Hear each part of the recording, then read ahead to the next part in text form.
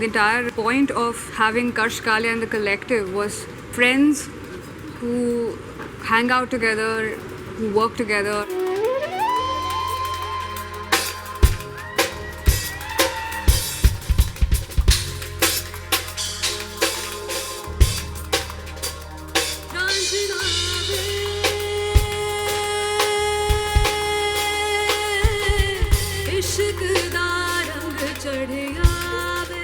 Being such a fantastic musician and a person, he always puts his band members, people who he works with, forward in the front.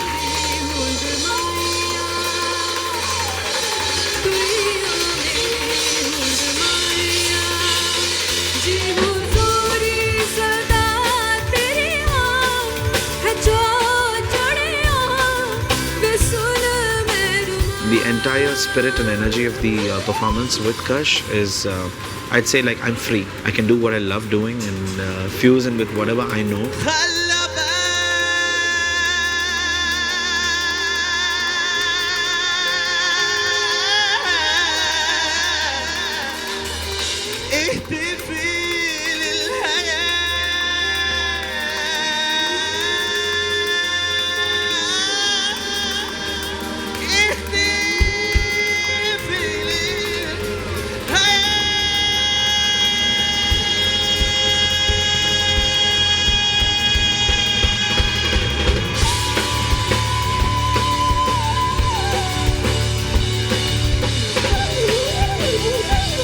This band's all about the party, especially the singles. It seems like they lead staid lives, and then when Karsh comes down, it's like Santos comes down and the gloves are off. What's it? Rock and roll all night and party every day. Yeah, that's pretty much it.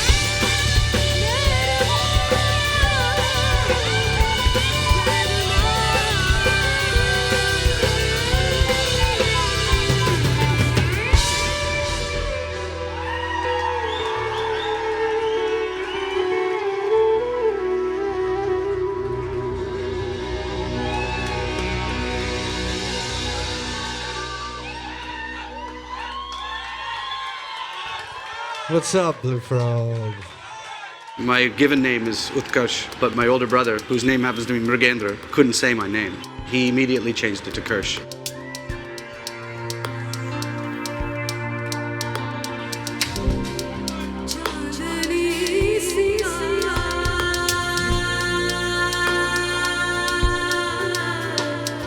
Having older siblings, I started hearing a lot of pop music.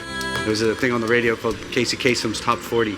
So we would religiously listen to that once a week. And that was kind of my doorway into playing the drums. It started with me banging on garbage cans in my garage and terrorizing my neighborhood, to finally convincing my dad to get me a drum kit. I remember playing Zenyatta Mandata from the Police from beginning to end by, 10 years old. I always had these musicians coming to my house to rehearse. They would just leave their stuff at my house. So that's how I learned how to play guitar and keyboards and stuff, because as soon as they would leave, I'd pick up their instruments and start playing.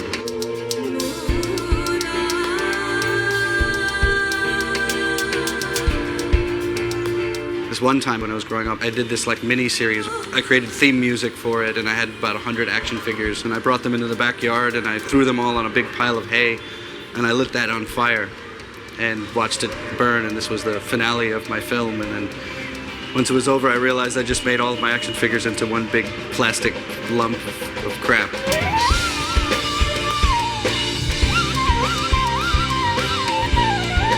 I wasn't very social as a child. I did try and mix and change my identity based on the cliques that I was involved in. For a while, I was this heavy metal guy with long hair, so that people saw me as that and not as the Indian kid. I had to figure out myself first before I could figure out what I was saying as a musician and as an artist.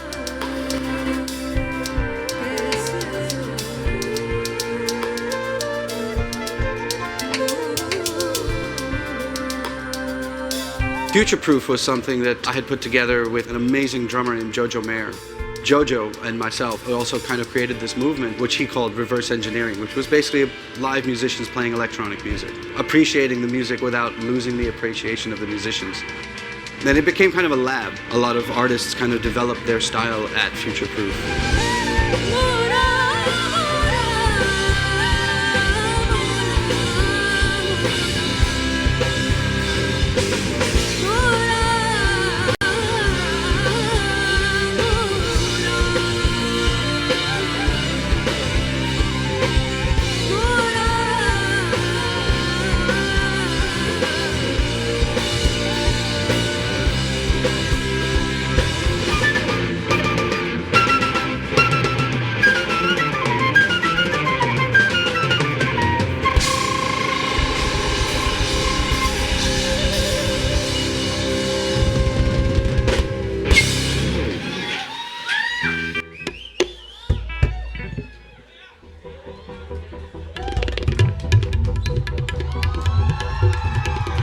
My difficulty has always been that I have to wind up doing too many things on stage. I got to the point where I was playing drums, playing keyboard, singing, playing tabla, and running around the stage, and that kind of became part of the shtick until I found this amazing band in India.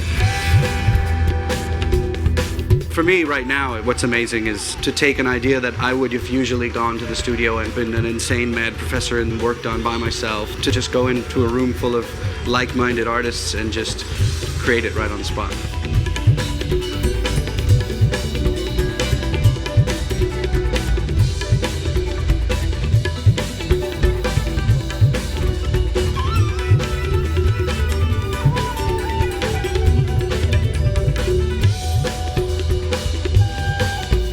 Fusion can very easily turn into confusion when you don't know what you're doing and where everybody's going. As a personal level also, you need to have a lot of clarity when it comes to fusing two different elements into one song. I think if you can do that, it's pretty much a nice space to be in. Sometimes people think fusion is either just one guy saying you play this and you play that, or it's you take one thing and you take another thing and it's a polite conversation between two cultures. But they don't see is the mashing and the smashing of ideas that come together, that there's a lot of conversing and there's a lot of context building and storytelling and sometimes arguing and sometimes fighting that needs to happen.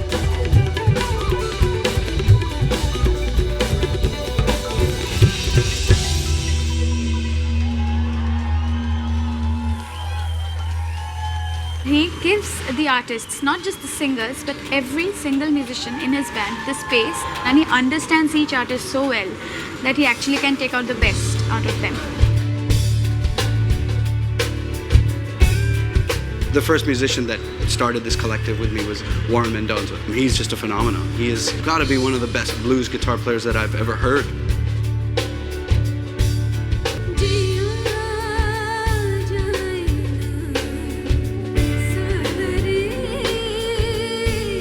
As far as the aspect of electronics in my music, I'm working with Jayant Luthra, who's an amazing producer from Delhi.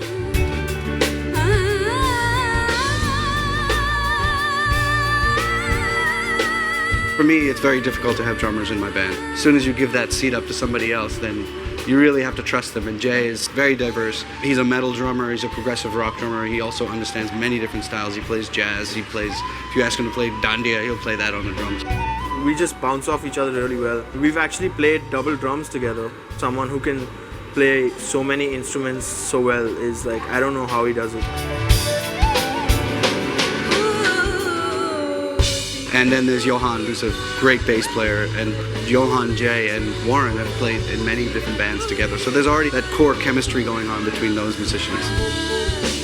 Ajay Prasanna, just mind-blowing bansuri player.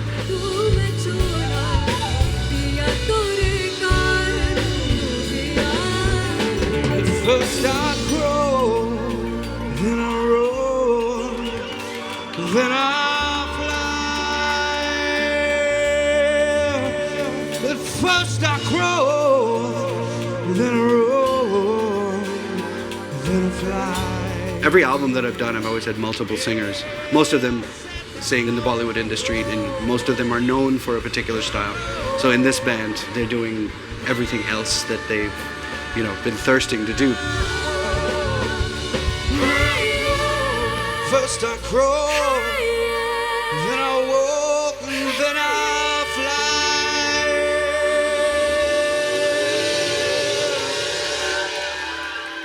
Benny Dial is probably one of the most diverse singers that I've ever met. Blue Frog, can I hear some noise, please? He was discovered by Rahman at a time in his life where he was about to quit music.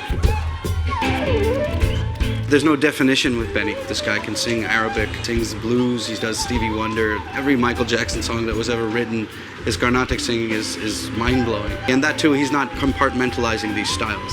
It's all just comes out of him because he's grown up with all of this stuff around him.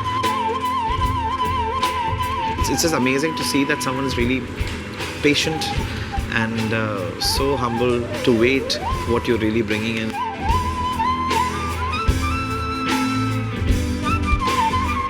Yeah. Remember the time when we first met, the very time that you try to forget. Tell me, my dear, did you miss me at all? Did you reach out and touch me? Did you try to call me? Did you reach out and touch me? Yeah. Oh, peekaboo, I found you again, hiding in the corner with your imaginary friend. And I'm here tonight to see this through till the end, 'cause I will always be with you. Waiting for my sisters to come home, as the motherland is feeling oh so alone.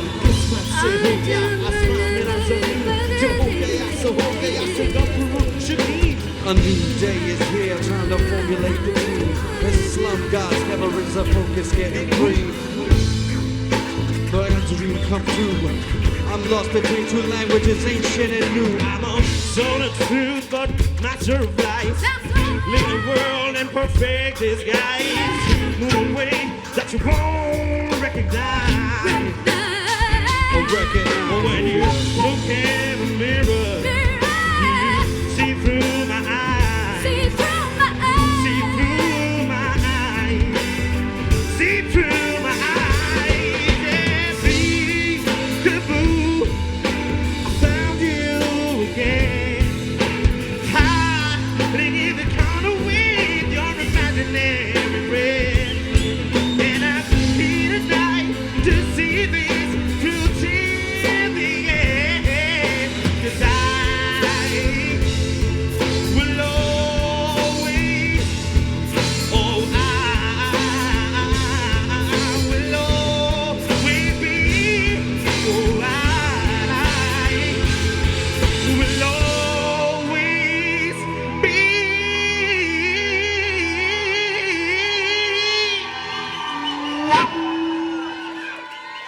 with you. Yeah. Oh, no. Come on. Thank you. Once again, Blue Frog, make some noise for the collective.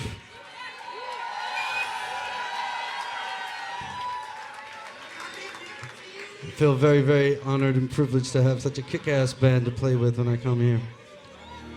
When I was playing with a real early band of mine called the Bell Cafe in New York, we used to have this Sunday jam that a lot of people used to come to, like, you know, Aerosmith walked in, the guys from the Red Hot Chili Peppers were coming in. One day we decided to start the concert as an Indian classical concert. And then it became the Bell Cafe sound, this kind of cosmic space rock jam sound. And then this guy takes his parka coat off, runs to the speakers, and covers the speaker and starts screaming, "This is not Indian music, this is not Indian music." Sometimes you think people might be thinking that type of stuff in the audience, but this guy actually got up and threw his coat on the speaker. For every 20 reviews, there's always one scathing review. I kind of thrive on that. But on the same token, once I got to work with Sultan Khan or Zakir Hussain, they were only encouraging about what it is that I was doing. When people criticize the genre, I think they're absolutely right. At one point, myself and the Medieval Pundits, we wound up on a compilation called The Gods of Lounge. And of, you know, all the things that I ever imagined myself becoming, the God of Lounge was not one of them. When I was growing up, I used to listen to an electronic artist named Aphex Twin. There was so much of his childhood, and there was a lot of pain, and there was a lot of this tongue-in-cheek way of dealing with that, and that was something that I always wanted to retain in my own music as well.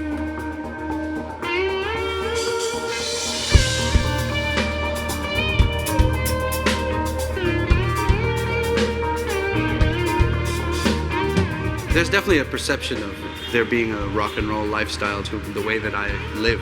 But I think you have to kind of keep your wits about you to do this kind of work. When you're a DJ, you're traveling by yourself, city to city, and it's a lonely profession sometimes, you know, and you want to go home, and people think it's so glamorous. Wow, you're going to Chicago tomorrow, and you got to go there the next day, and actually all you want to do is go home. But, you know, there's a lot of aspects of the traveling, or after a show, you're feeling so high on the energy that was just happening that you have to continue, or are you going to crash? It's always been a struggle to balance, you know, professional and personal life. There's a lot of leaving home. My daughter has grown up seeing me leave the house for months at a time and then come home. And but what I try and do when I'm home is be home. So then I'm there to take her to the bus stop and bring her home.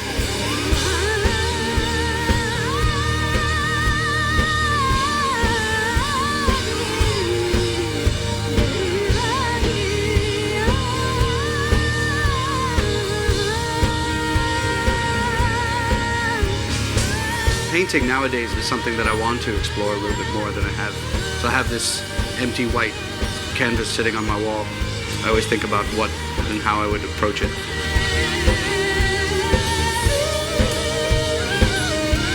In New York, there was a club called Joe's Pub. It was one of those places where even though you only fit 400, 500 people in the room, everybody wanted to play there. Before Blue Frog, I remember coming to Bombay especially, and not only there not being a venue of that caliber, but this space where musicians would come and artists would come and watch other artists who were doing something different and get inspired by that, because otherwise there was no way of seeing that.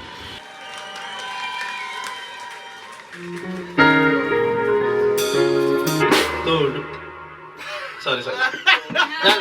I just recently woke up in the morning and I was watching a Peter Gabriel concert the night before. I woke up with this idea. It was just a chord progression. It was just more of an attitude. Cymbals should be on one.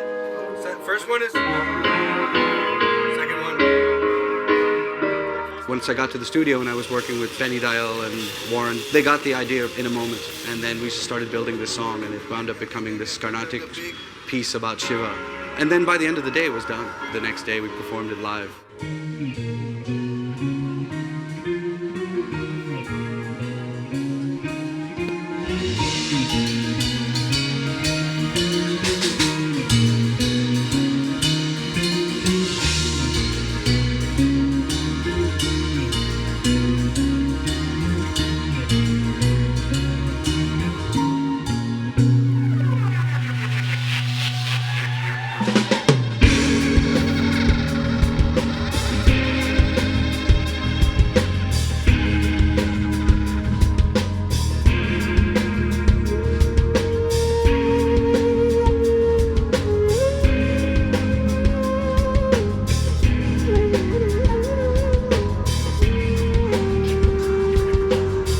Shiva basma kuriyai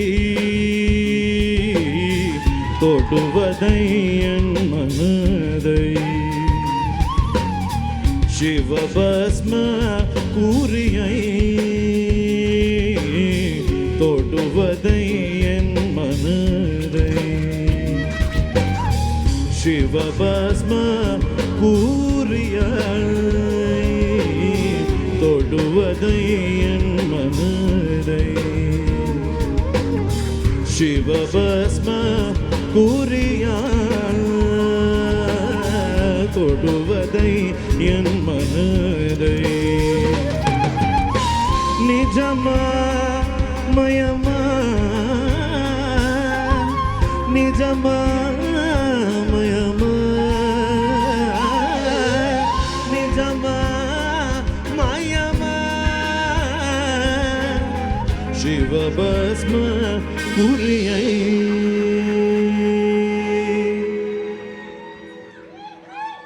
toduvadayan manadai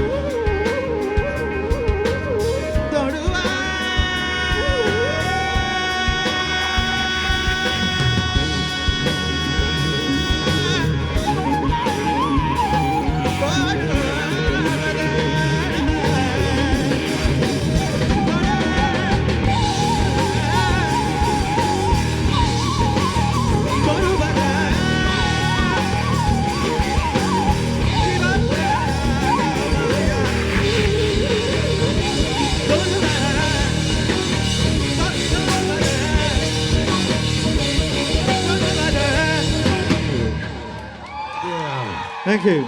Good night. Thank you guys so much. Let's have a party. Peace, guys.